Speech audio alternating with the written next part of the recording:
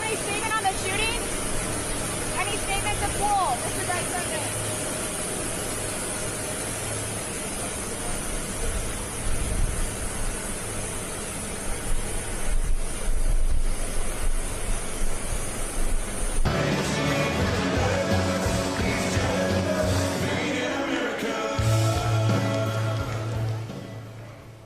Well, good afternoon, Lacrosse. We're so honored to be here with you today, and I want to begin with gratitude for each of you that are in attendance because we know you're here because you support this country, you support the working families of this country, and you support companies like Mid-City Steel. I also want to give a shout out to the incredible team, the Tough Job team right behind me over here. You guys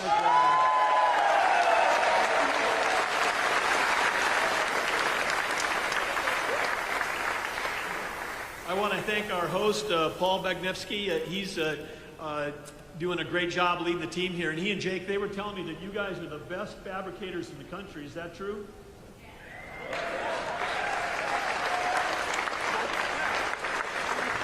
Classic Midwest. You're the best in the country. And then they nod like this. Yep.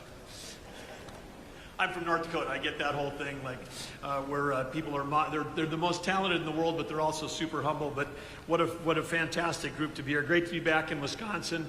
I grew up in a town of 300 people in North Dakota, about 6.5 hours northwest of here. So great coming south, where it's nice and warm in the wintertime, here to Wisconsin. But I had aunt and uncle that lived in Ripon. I had cousins that are still living up in Bayfield. Beautiful state we have here. And because La Crosse is right on the border of Minnesota, I grew up not far in this little town, not far from the other border of Minnesota, on the other side, on the Red River, not the Mississippi River. So I have to ask, I know this is a dangerous question, but are there any Vikings fans in this entire room? Okay, all right, okay. I was talking to JD backstage, and I said, I think I may be able to get 2 or 3 hands. Courageous Vikings fans. Those of us that have been traumatized by 4 Super Bowl losses. Unlike you Packer fans, win. All you guys just winning.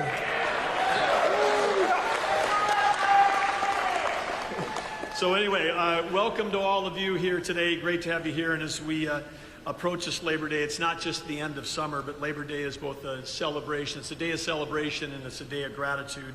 And it's a day of gratitude for the enduring dignity of work.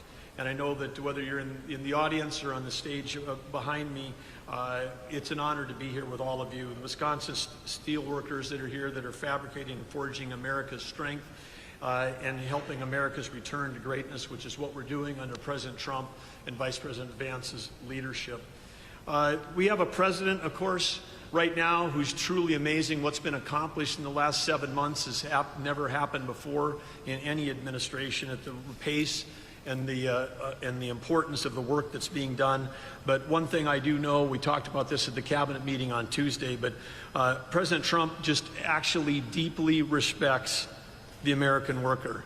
He respects the words "made in America," and he's fighting like no one has ever fought before to make sure that we have that. And whether it's here in Wisconsin or across the country, you know, whether it's farmers or the fabricators, whether it's people that run restaurants or people that are ranchers, truck drivers or auto workers, whether you're in law enforcement, first responders, the people that build, that move, that feed and protect, and those that serve in the military that defend our country, they have the deepest respect of President Trump and Vice President Vance. And because when you care deeply, then you start doing things like protecting and rebalancing world trade. You do things like making sure that we're passing laws that support working families. And we're here to talk about that today because President Trump and Vice President Vance are putting America on a fast track to a new golden age. And on just one thing that I get a chance to work a lot on is on the side on energy. And President Trump said he was going to bring peace abroad and prosperity at home. He stopped 7 wars in 7 months. That's never happened in history. Incredible.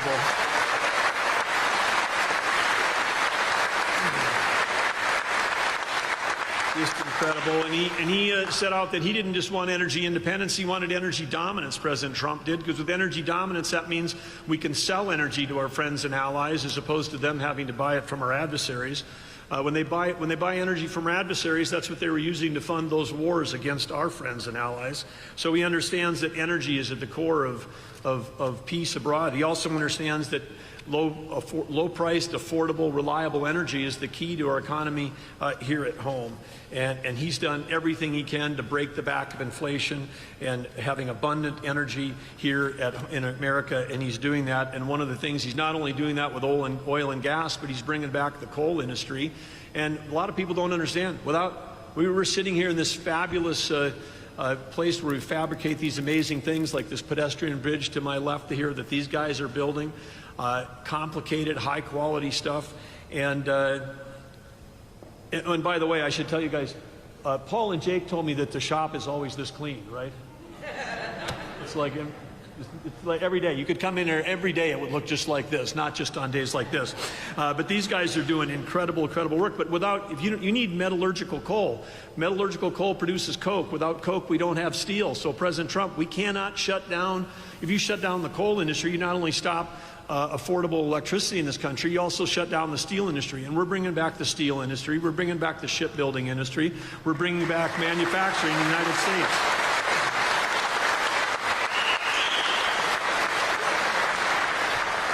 I also understand in the back here we've got some students from Luther High School, government class senior.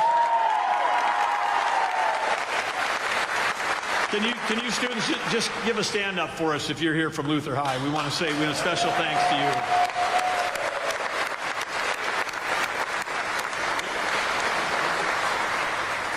There's our future right there, and I was so excited to see that your team name was the Knights, because the little town I grew up in, North Dakota, is named Arthur. We were also the Knights, and I like to stress that it was Knights with a K, not just with an N. Okay, because we had some Arthur Knights with an N too, but anyway, the Luther High School Knights. But anyway, you guys are here, government class. Appreciate you being here. Thanks to your teachers, your leaders, and others, your parents that got you here for this important day.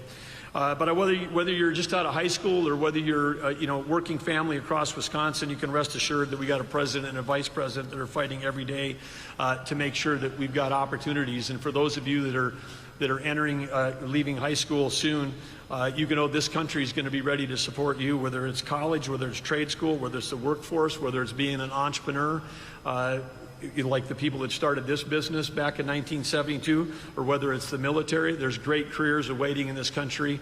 And in the last 7 months, there have been 2.5 million jobs created under the Trump administration that are filled by people that are Americans. So.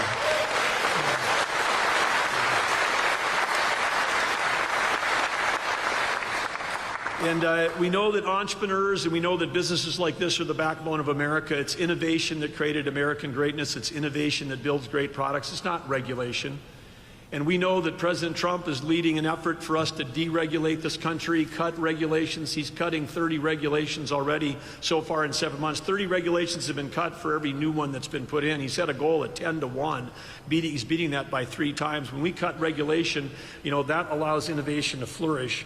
And then when we create the incentives for people that not only understand and respect the dignity of work, but give people an opportunity to work and be paid and rewarded for it, that's why in this working tax families tax cut bill, also known as the One Big Beautiful Bill, what do you think? How many people in this room have ever had a job where you've had to work overtime?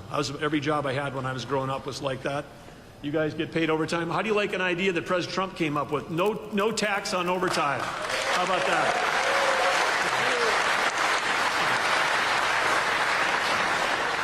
And there's 100 great things in that bill. The Vice President's going to talk about it, but I'll just mention one more. And 100% accelerated depreciation. Not everybody's an accountant, but if you can deduct the cost of buying new equipment on the day that you buy it from your income, that reduces the cost of that equipment. And Paul and Jake and his team right now, they got a $2 million drill press that's coming in here, a drill saw press, $2 million arriving this fall. It's going to help them build projects quicker, faster, more efficiently for their team. And they're doing that because they got 100% depreciation immediately. That's in the big, beautiful bill.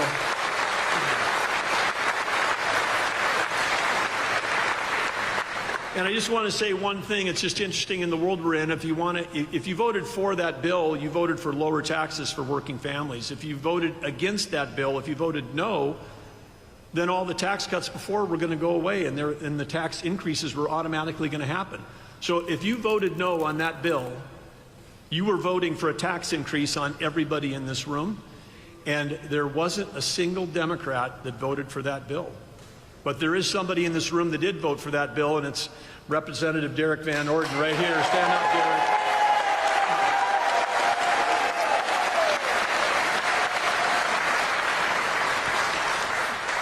And if any of you are taking care of aging parents, any of you that know people that are seniors, I'll say that because you all look pretty young to me out there. But anyway, if you know anybody that's on Social Security, 1.1 million senior citizens in Wisconsin are now going to benefit from no taxes on Social Security. So incredible.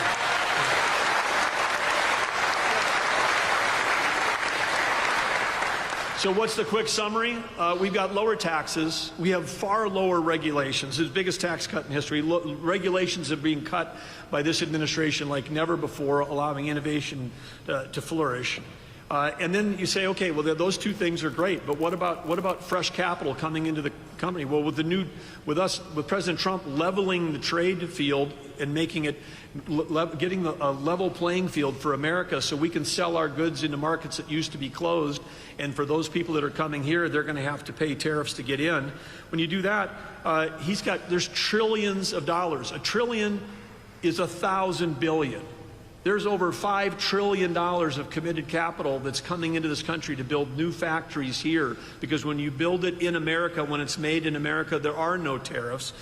We've never had the combination of these things happening in my lifetime of lower taxes, way less regulation, support for innovation and entrepreneurs, and record amounts of record capital. These are the policies that are going to restore the American dream for every American, and it's the Trump-Vance administration that's making that happen.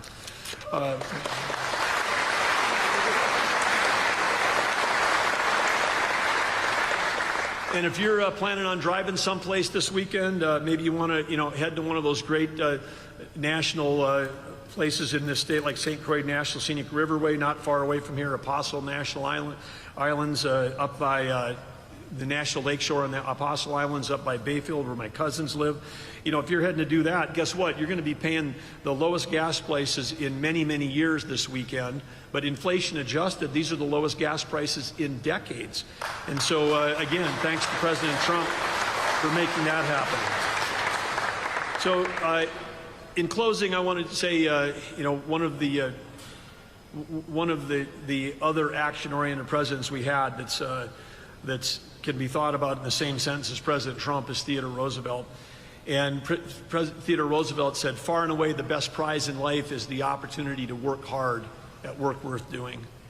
And I've got a group of people sitting behind me on this stage that work very hard. I got a group of people in front of me that I know, if you're here from Wisconsin, you're from the Midwest, you have spent your life working very hard. All of us then in this room, everybody here, we've all had a chance to grab that prize, that opportunity to work hard at work we're doing. And collectively, at a place like here, like Mid-City Steel, you're doing the hard work that is making America great and making America strong. And you need to know that President Trump personally, Vice President Vance, who's here to tell you how grateful they are for the working families and the working people of this country. So it's my honor right now to introduce someone who served our country in the military, in the Marine Corps. He's served our country in the United States Senate. Now he's fighting for working families as the Vice President of the United States. Please welcome to the stage, J.D. Vance.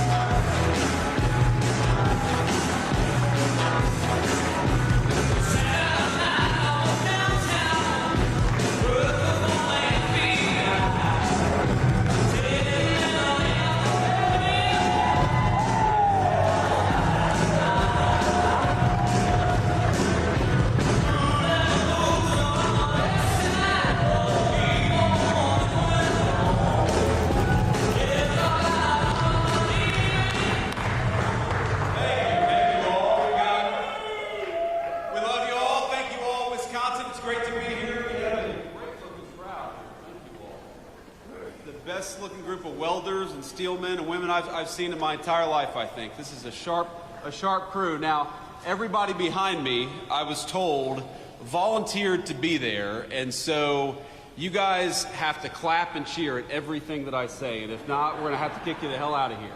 And a couple of them actually, and I'm not going to call them out by name, but they were selected because they're some of the hardest working and best working people in this facility. And we just want to say we're proud of you guys, proud of what you do, and proud that the tradition of Wisconsin craftsmanship lives on in this great facility right here today.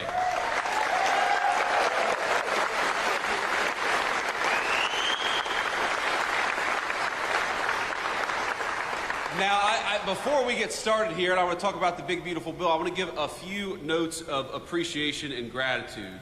So, first of all, I think this is probably the third or fourth time I've been to La Crosse, Wisconsin. I came here a lot during the campaign. It was always great to be here, and I joked that you all would get sick of me, but I would come back as Vice President of the United States, and I'm proud that I got to keep that promise, thanks to you.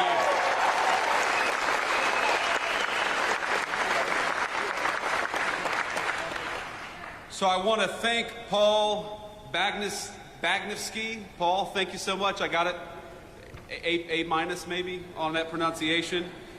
He is the president and CEO of this incredible facility. We're so thankful to be here. I want to thank Jake Koshiol and the rest of the Tough Job team for giving us such a warm welcome here in Wisconsin. I also want to thank, and you heard Doug Burgum, our great Secretary of the Interior. How good of a job is Doug Burgum doing as Secretary of the Interior? Doug, thank you. Doug is doing a great job, but you heard him give a shout out, and I'm going to give another shout out to the great Representative Derek Van Orden. Thank you, Derek. Please stand up. Give it up for this guy. He works harder than anybody in Congress. He works so hard that he lost most of his hair, in fact, over his time in Congress. I'm sorry about that. I had to poke a little fun at my good friend Derek. But, you know, there are so many people who just show up in Washington. They go along to get along. They cast a vote or don't, but don't really do much else. Derek is fighting every single day for the people of this district. You should be proud of him, because I certainly am. Thank you, Derek.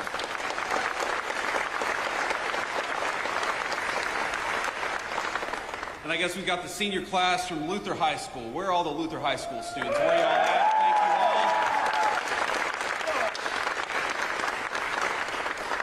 all. Now, have you all started school yet, or are you playing hooky today? You have? Okay, good. Well, I'm glad the Vice President coming to town got you guys out of school a little bit. But let's talk about the future, because these kids are the future. We want to make sure that they have a prosperous American future to grow up in. And let me take you back a little bit to where I grew up in Middletown, Ohio, southwestern Ohio, where my papaw, and the reason I love the welders in particular, is my papaw for 42 years was a union welder at a place called Armco Steel. And when I was growing up, Armco Steel had shed about 80% of the workforce that it had employed when my papaw was working there during its heyday. And unfortunately, it was one of the lucky ones, because a lot of the steel mills lost about 80% of their workforce. A lot of the steel mills didn't exist at all.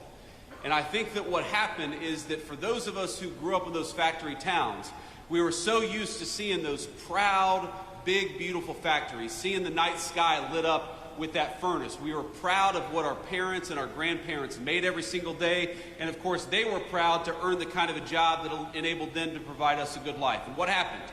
Thanks to a generation of failed politicians and stupid decisions, those factories closed down one by one, and many of those proud towns that made us who we are, ladies and gentlemen, those proud towns became ghost towns.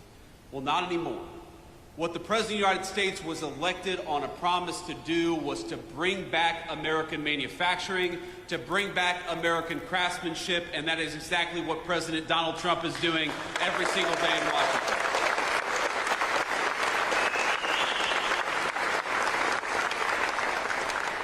How nice is it to have a president who, instead of rewarding companies for shipping your jobs overseas, rewards companies for building factories right here in the United States of America?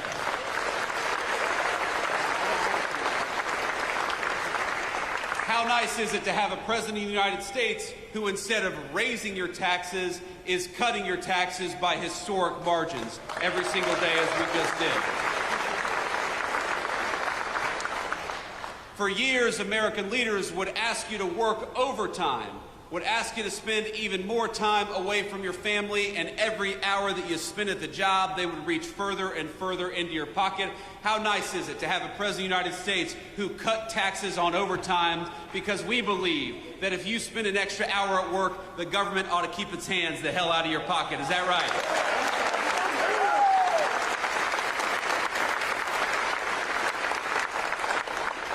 We know about 5%, about 1 in 20 Wisconsin workers rely on tips to bring home the bacon for themselves and their families. How nice is it to have a President of the United States and Republican majorities in Congress that cut taxes on tips instead of forcing our waitresses and service professionals to deal with the IRS. We ought to make it easier for folks to get by, which is exactly what we did when we cut taxes on tips, and Wisconsin families are going to be the beneficiaries.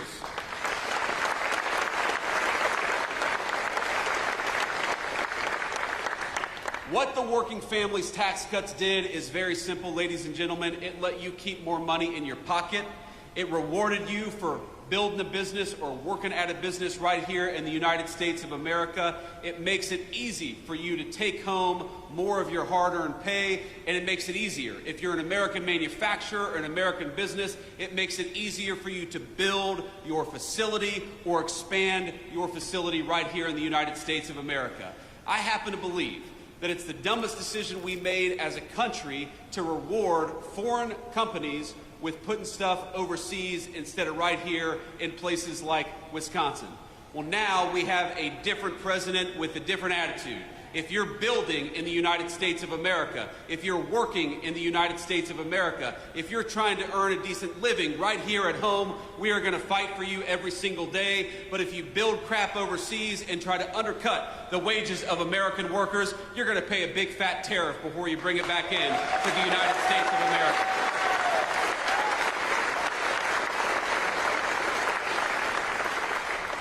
Now, I was talking with a Fox News host earlier, and I'm going to embarrass him a little bit. I'm going to make him stand up and be recognized. You guys know Will Kane. Will, a lot of us watch the show. He's doing a good job. You know, what I told Will earlier is that all these problems are interconnected.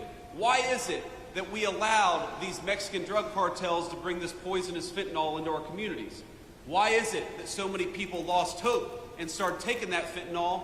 Why is it that we had a government that seemed to care more about illegal immigrants than they did about their own citizens? It's all connected, because when they shipped your job overseas in the last administration or administrations that came before it, what they also did at the same time is they allowed those cartels to come in to our country and take advantage of our communities. So what the working class families tax cut does is, yes, it gives you more take-home pay. Yes, it cuts taxes on overtime. Yes, it cuts taxes on tips, but it also gives our incredible law enforcement over $100 billion to get those drug cartels the hell out of our country once and for all.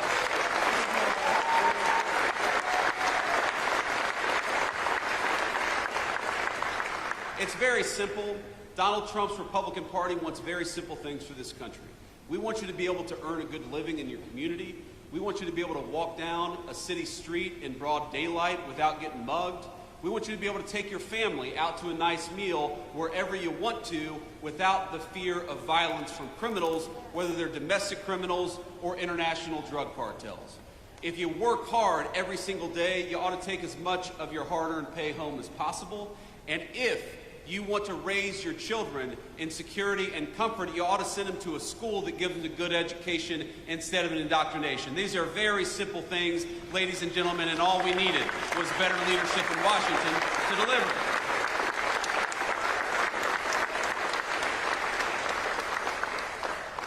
Now, Representative Van Orden will tell you this, but if you didn't know, that it turned out that we didn't get a single Democrat vote for cutting taxes on tips, cutting taxes on overtime, or increasing the child tax credit. Not a single Democrat in the House or the Senate could actually deign to vote for giving you more of your hard-earned money. And we got to ask ourselves why that is. Because as much as I am proud of what we've accomplished, it would honestly be a little bit easier, wouldn't it, Derek, if the Democrats actually worked with us instead of fighting us every single step of the way. And you're going to see this, we're a little early for campaign season, but in a couple months or maybe about a year, you're going to start seeing television advertisements. And you're going to start seeing Democrats lying about what's in these working families tax cuts. And I'm going to tell you exactly what they're going to say. They're going to tell you that this bill, which gives you more of your hard-earned money, that they opposed it, not because they want to raise your taxes, and they do, but because they're worried about your health care. They are so worried about your health care, in fact, that they want to give more and more of your health care to illegal immigrants. And that's exactly why they voted against this bill. I know we have this beautiful high school class back there. And I'll give you, just from a vice president to the high school seniors, I'll give you guys just a little bit of relationship advice from a man who's been happily married for 11 years. Find yourself somebody who loves you as much as national Democrats love giving health care benefits to illegal aliens. That's my advice for you. Because it is, as far as I can tell, as far as I can tell, the reason why the National Democratic Party exists. Do you know that this bill makes tens of billions of dollars in investments in our rural health care infrastructure, which was fallen apart under the last administration? This legislation guarantees that hardworking Americans are going to have access to their Social Security, Medicare, and Medicaid benefits. But what this bill refuses to do, and what Republicans absolutely refuse to do, is to give your hard-earned benefits to people who don't have a legal right to be in this country to begin with. It is very simple.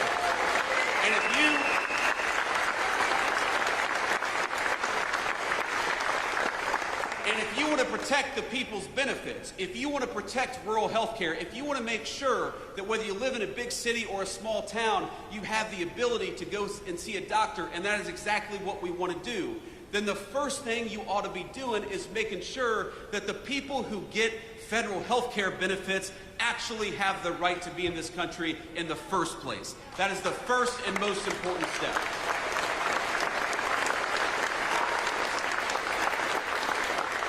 And that's what this legislation did. So don't believe the lies and don't believe the attacks. What we are doing with this legislation is giving you a tax cut and trying to rebuild the healthcare infrastructure of this country that got decimated under Joe Biden's leadership. But what we are also doing, in order to preserve the benefits that you paid into for your entire lives, is making sure those benefits only go to our fellow American citizens and not to people who ought to go back to their home country because they're here in this country illegally. It's very simple. And think about this. Think about the math, ladies and gentlemen. You cannot have these health care benefits if you allow tens of millions of people into this country who have no legal right to be here and give them those benefits. We were on the freight train to bankruptcy under Joe Biden's leadership because we had a Democratic Party that didn't care enough about this country to actually enforce our borders. And it's that simple. And so when I see the Democrats, I got to be honest with you, it makes me a little bit angry. When I see Democrats fighting against cutting your taxes and saying it's about health care, it's not about health care for you, it's about health care for illegal aliens, and we happen to believe in a different principle. You ought to keep more of your hard-earned money. That if you work overtime, you ought to be rewarded for it, and that when you pay into the federal system, you receive those benefits and not anybody who didn't pay into them to begin with. So,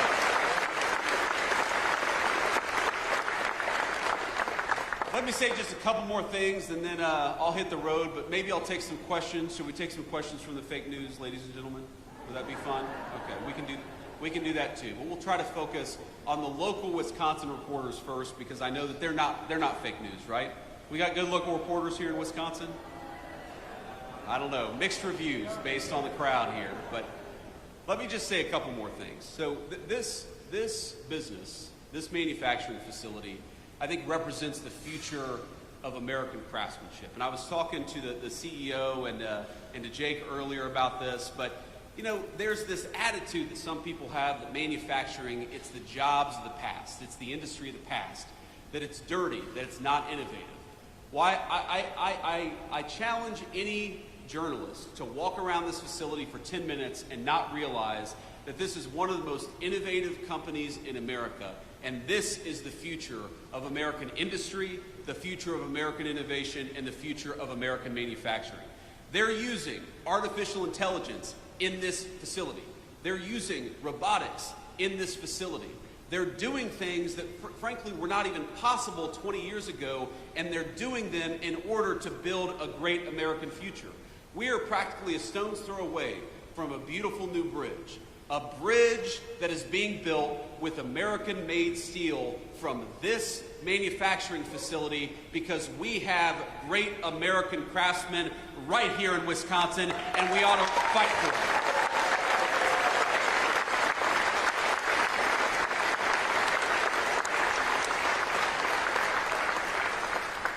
And I know the people out in the crowd, the people standing behind me, there are stories of proud work being done every single day. There are stories of a good wage being earned that allows these folks to support their families.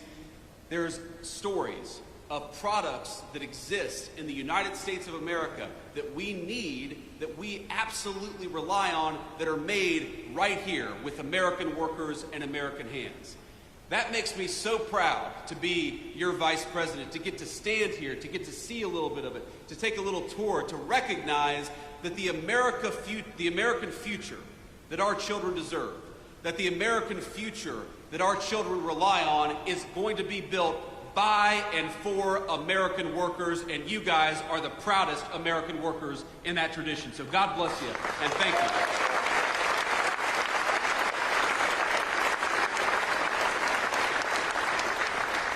And these guys, they're proud of what they do. They're doing something amazing. They're doing something that can't be done almost anywhere else in the world. They're earning a good wage in the process. This is what makes America great. And I love my papaw. I said he was a union welder for 42 years. He was a proud man. He was a hard-working man. But my papaw, before he died, he used to tell me that, he didn't know that American manufacturing was going to be as strong in the future as it was in his time. And again, I love my papaw, but I think that's the wrong attitude. American manufacturing must be as strong in the future, or America's future will not exist without it. Do you think that our kids are going to have a future if we rely on foreign countries to make everything that we need? Do you think we're going to have a future if the pharmaceuticals that we put into the bodies of our children are made by a foreign adversary? Do you think we have a future if we can't even drive over a bridge without asking permission from some foreign country? That is no way to build a future. The way to build a future is with American workers, and I'm proud that in Wisconsin that's exactly what we're doing. So God bless you all.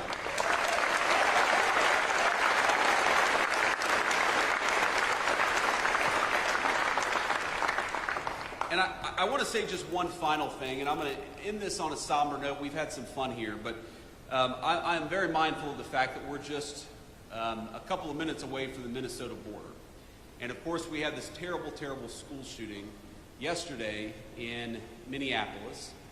And I imagine, like a lot of you all, it hits pretty close to home, very personally, because though you may not know anybody who's affected by it, I think a lot of us know people who've been taking their kids in the last couple of weeks to their first day of school. And in fact, my son, my little 5-year-old, I love him so much, and if you're watching, buddy, Daddy loves you. He started his first day of kindergarten just 2 days ago. And again, we're very proud of him, and we love him very much, but I know that there are a lot of families who are in their first week of school just outside of Minneapolis, and that was pierced. That incredibly pure and wonderful moment was pierced by a very vicious and a very evil person. And so I just want to say a couple of things. The first thing that I want to say is, remember, we're an American family. And the people who lost children, they are your fellow Americans. And those children who lost their lives and lost their future, they are your fellow citizens. So think about them and say a prayer for them. And remember that they are as much us as our neighbors right here in this wonderful community in Wisconsin. And the thing that they need most of all is they need their fellow Americans to reach out and care about them, and I know that every single one of us is going to do that. That's the first thing that I wanted to say. The second thing that I wanted to say is, when I first heard the news, I was worried that the death toll was going to be higher based on what the media reports were saying. Right now, there are still a couple of kids, some of whom in very critical condition, who may yet survive this, and I think they would appreciate your prayers and their families would appreciate your prayers as well. So if you are the praying type, I'd ask you to say a prayer tonight for those kids that are still recovering, that they may recover fully and go on to live a full life, the life that was deprived from a couple of their classmates. And you know, the stories, I'd encourage you to read some of the stories about what happened yesterday, about the violence, about the fact that you had 10-year-old kids laying over their friends to look after them and to try to protect them. And while yesterday was an unspeakable tragedy, I'd ask you to remember that we also saw the very best of the United States of America. And to every person who protected a friend, to every first responder, to every paramedic who made it so the death toll wasn't higher, we love you, we're proud of you, and we'll never forget the great American spirit that you showed yesterday.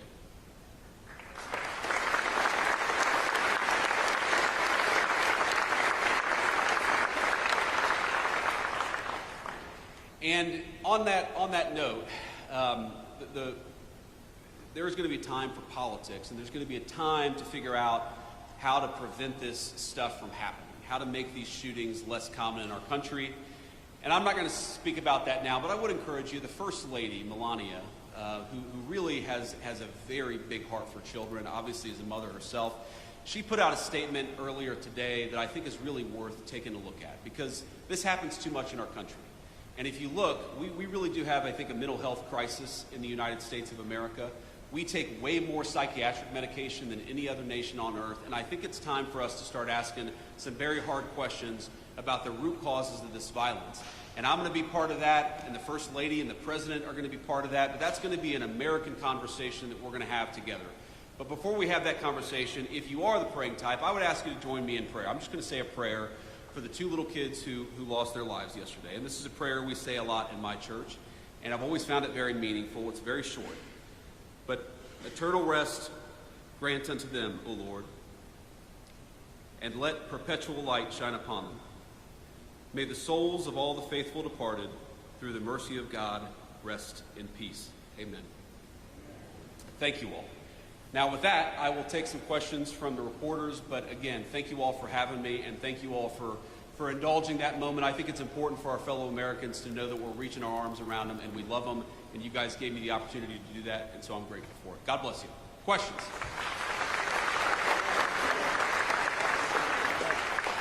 Caden Perry, La Crosse Tribune, local reporter.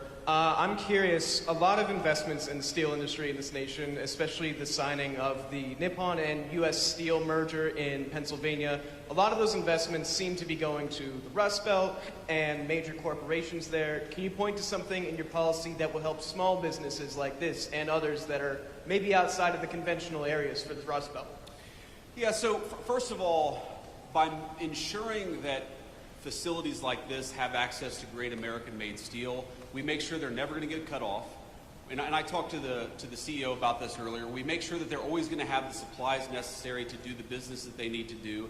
And that's a very important thing, because as we learned during the COVID pandemic, when you rely on foreign countries to make your critical supply, sometimes those foreign countries don't work. You can't depend on them. We can depend on our fellow Americans, and that's why it's so important, big corporation and small, to bring this stuff back to the United States. But you ask, what is going to help this small business? Well, first of all, the workers here, when they work an overtime shift, are not going to have to pay taxes on those overtime hours. That's going to help the workers and consequently the business right here in this facility. But also, you heard Secretary Burgum talk about this earlier. When a plant like this makes a big investment, we want to make that pay in the tax code. We don't want to penalize them for investing in American workers and American production. And the working families tax cut, you know what it does? It completely accelerates depreciation, so that when they make a big investment, when they buy a big amount, when they buy a big new facility or they buy a big new piece of equipment, they can immediately benefit from that in the tax code. And it's such a reversal from what we've had in this country for 40, 50 years, where we would penalize companies in the tax code for building and making in the United States of America. Under President Trump's leadership, we're rewarding companies in the tax code for building and making right here at home. Next question. Good afternoon. Charles Benson with TMJ4 out of Milwaukee. As you know, the President this week signed an executive order around the National Guard. And so I'm curious if you can give us some more detail on that, wanting the National Guard members to be available for rapid mobilization and establish a quick reaction force. My question would be, would that quick reaction force be deployed to help with day-to-day police work, and would a governor, like the governor of Wisconsin, have the option to say no to any deployment nationwide? Well, let me say a few things about this. First of all, the principle at stake here is very simple. Americans ought to feel safe on American streets. How many of us...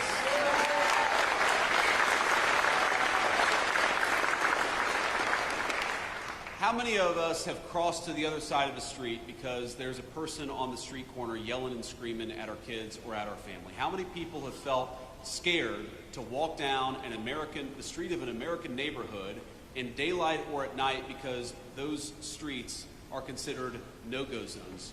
How ridiculous is it that we ever let there be no-go zones on streets paid for by American taxpayers? You bought those streets, you ought to be able to enjoy them as American citizens. It's very, very simple.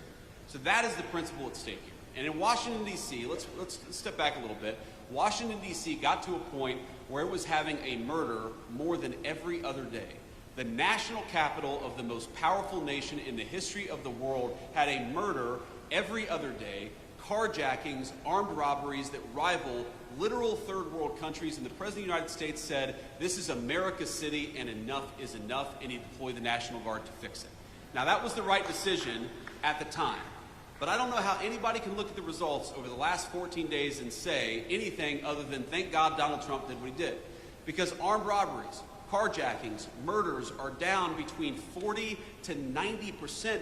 Even the very Democratic mayor of D.C. said yesterday that she was grateful for the additional police presence because it made it possible for people, Americans, black, white, rich, and poor, to enjoy the nation's capital again. And that's what I want. I mean, all of you, Washington, D.C. is your town. You literally built it with your tax dollars. You should be able to come and go to one of these beautiful museums or see one of these incredible monuments without fear that you're going to get mugged.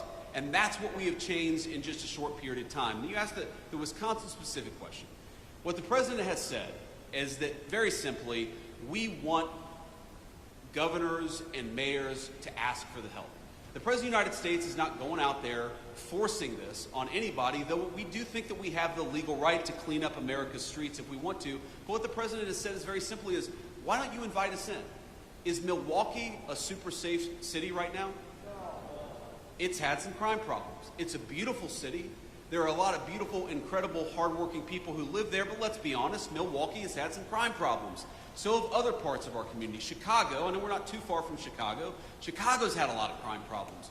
Why is it that you have mayors and governors who are angrier about Donald Trump offering to help them than they are about the fact that their own residents are being carjacked and murdered in the streets? It doesn't make an ounce of sense. And the last...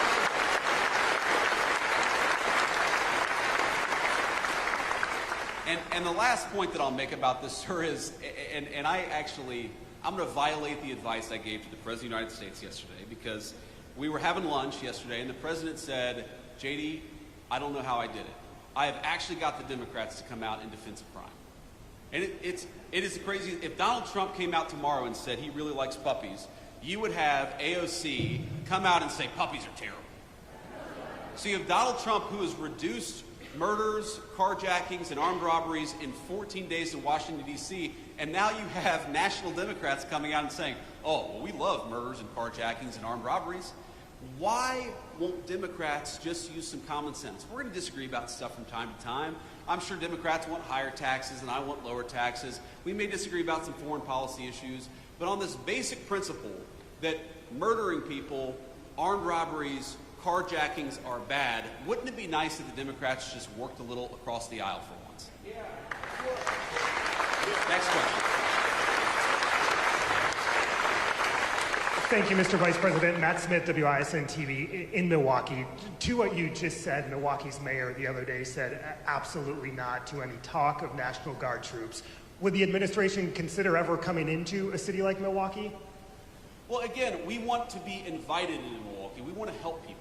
We want to help our fellow citizens. And we think that if you look at the crime rates, if you look at the murders in Milwaukee, if you look at certain neighborhoods where people are unafraid to go out even in the middle of the day, we would love to come and help the people of Milwaukee. But the President of the United States has said he wants to be asked. And that has been his consistent line from the very beginning, that we have an incredible law enforcement capability in the United States. You know what's crazy about crime? Is most of the violent crime is committed by a very small number of people. When we talk about a violent crime problem, you know, we're not talking about thousands upon thousands of people in Milwaukee. We're talking about a few hundred people who probably commit 90% of the violent crime.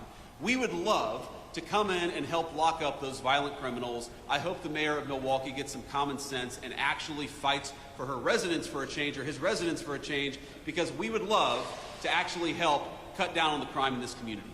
Thank you.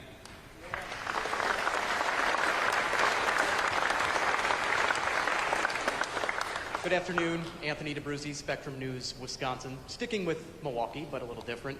Yesterday, Governor Tony Evers requested a disaster declaration from President Trump after the historic flooding that we've seen in the Milwaukee area. So can Wisconsinites count on the administration for financial help through this? Yeah, so obviously, look, we want to help people. We want to help our fellow citizens, and I know that Wisconsin has suffered some serious problems. I have not talked to the President of the United States. I'm not even sure that he's aware yet that the governor has issued that disaster declaration, but I will take that back to Washington, D.C. and make sure we respond to it promptly. Thank you, sir.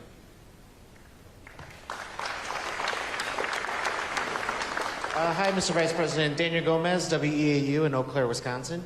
So I see that you've been touring around the country, visiting congressional battleground districts. No different here, Wisconsin's third. You're here also garnering up some support for Derek Van Orden. So my question here is, can we expect you again next year when we actually get to the midterm elections? And will you also address other issues in Wisconsin's third district, which include agriculture, childcare, healthcare, and all these other things that impact rural, hardworking, working class Wisconsinites here? Of course. Well, do you all want to have me back next year? Is that okay?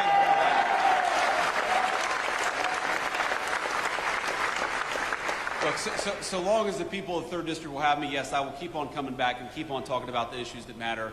Yeah, you asked about agriculture, I think rural health care, and also child care. Look, if you look at the working families tax cut, there's a lot there for agriculture. There's a lot. For example, if you buy a new tractor, you buy a new piece of farm equipment, wouldn't it be nice if you were rewarded in the tax code instead of penalized in the tax code? Well, now, thanks to the working families tax cut, you are going to be rewarded, which is why the farmers were really big and supportive and behind the legislation.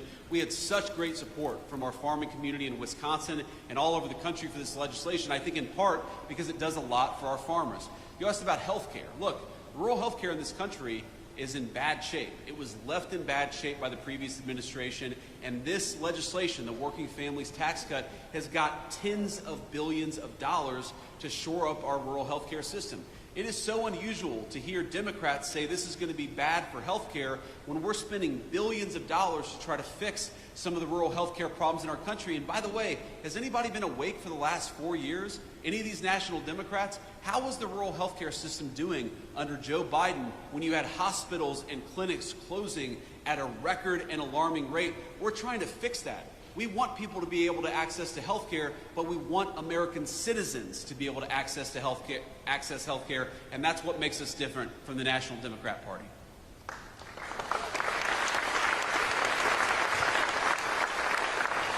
And I'll take maybe a couple more questions, then we're going to hit the road.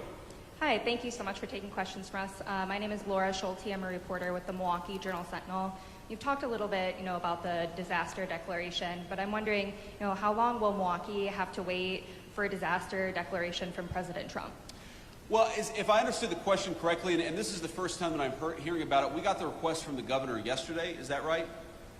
Okay, so I mean, it's very possible that request has not even made it to the president's desk. I mean, these things sometimes take more than 12 hours before they get to the president's desk. So what I can promise you is now that I'm aware of it, we're going to take a look at it. We're going to make sure that it gets the review that it requires. And look, we love Wisconsin. We love all of our American citizens. People are struggling. We recognize that, and we want to figure out ways to help them. Thank you.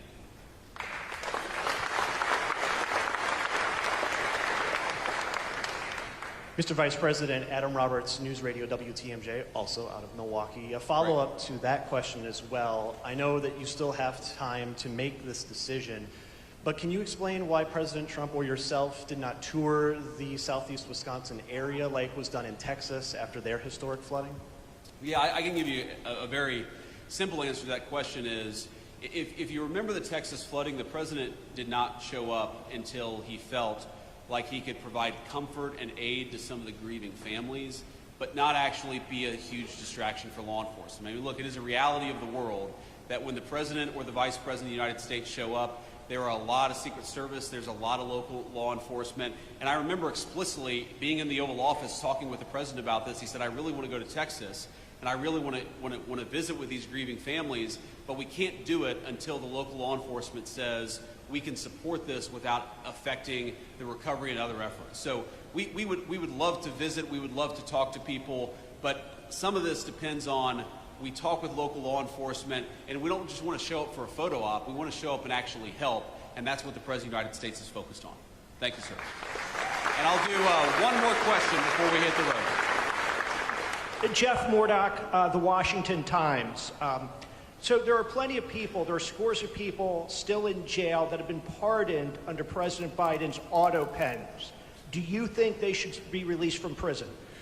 Well, I think that there's something weird about this auto pen, which is that you have a guy who even some of his own staff members said did not have the mental faculty to be president of the United States, okay?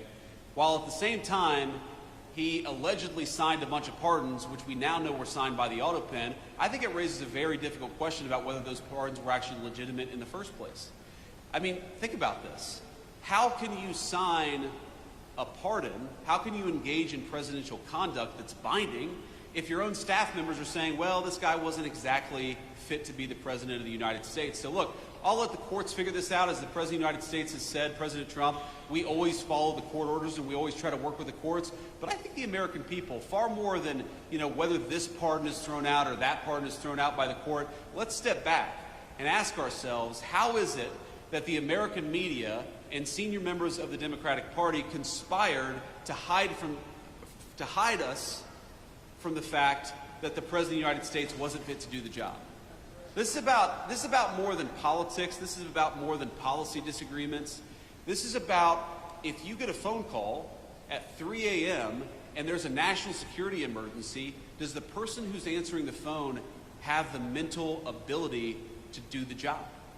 And if the answer is no, then all of us, Democrat, Republican, and Independent, have been defrauded. And I think the Biden presidency is a big, fat example of the American media defrauding the American people.